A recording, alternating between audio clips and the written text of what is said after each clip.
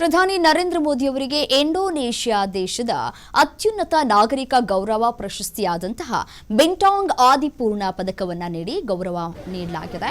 ಜಕಾರ್ತಾದಲ್ಲಿ ನಡೆದಂತಹ ಭವ್ಯ ಸಮಾರಂಭದಲ್ಲಿ ಇಂಡೋನೇಷ್ಯಾದ ಅಧ್ಯಕ್ಷ ಪ್ರಬೋವೋ ಸುಬಿಯಾಂಟೋ ಅವರು ಪ್ರಧಾನಿ ನರೇಂದ್ರ ಮೋದಿ ಅವರಿಗೆ ಈ ಅತ್ಯುನ್ನತ ಮೆಡಲ್ ಆಫ್ ಆನರ್ ಪ್ರದಾನವನ್ನು ಮಾಡಿದ್ರು.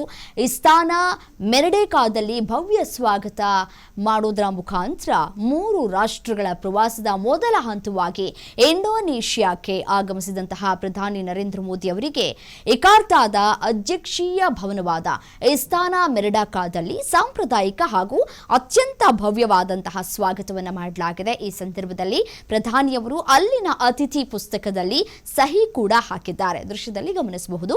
2025ರ ಜನವರಿಯಲ್ಲಿ ಭಾರತದ ಗಣರಾಜ್ಯೋತ್ಸವಕ್ಕೆ ಮುಖ್ಯ ಅತಿಥಿಯಾಗಿ ಅಧ್ಯಕ್ಷ ಸುಬಿಯಾಂಟೋ ಅವರು ಭಾರತಕ್ಕೆ ಭೇಟಿಯನ್ನು ಕೂಡ ಕೊಟ್ಟಿದ್ರು. ಅದಾದ ಬಳಿಕ ಉಭಯ ದೇಶಗಳ ನಡುವೆ ನಡೀತಾ ಇರುವಂತಹ ಮೊದಲ ಪ್ರಮುಖ ದ್ವಿಪಕ್ಷೀಯ ಭೇಟಿ ಕೂಡ ಇದಾಗಿದೆ.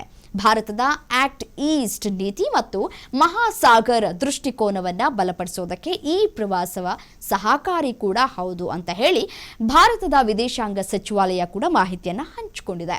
ಇನ್ನು ಈ ಸಂದರ್ಭದಲ್ಲಿ ಮೋದಿ ಮಾತನಾಡಿದ್ದಾರೆ. ಭಾರತ ಮತ್ತು ಇಂಡೋನೇಷ್ಯಾ ದೇಶಗಳು ಇತಿಹಾಸದಲ್ಲಿ ಸಮಾನ ಸಂಸ್ಕೃತಿಯನ್ನು ಹಂಚಿಕೊಂಡಿವೆ, ವರ್ತಮಾನದಲ್ಲಿ ಪರಸ್ಪರ ನಂಬಿಕೆಯನ್ನ ಹೊಂದಿವೆ ಮತ್ತು ಭವಿಷ್ಯದಲ್ಲಿ ಸಮೃದ್ಧಿಯನ್ನ ಹಂಚಿಕೊಳ್ಳಲಿವೆ. ಒಟ್ಟಾಗಿ ನಾವು ಇಂಡೋನೇಷ್ಯಾ ಎಮಾಸ್ ಮತ್ತು ಅಭಿವೃದ್ಧಿ ಹೊಂದಿದಂತಹ ಭಾರತದ ಕನಸನ್ನ ನನಸು ಮಾಡ್ತೇವೆ ಅಂತ ಹೇಳಿ ಮೋದಿ ಮಾತನಾಡಿದ್ದಾರೆ.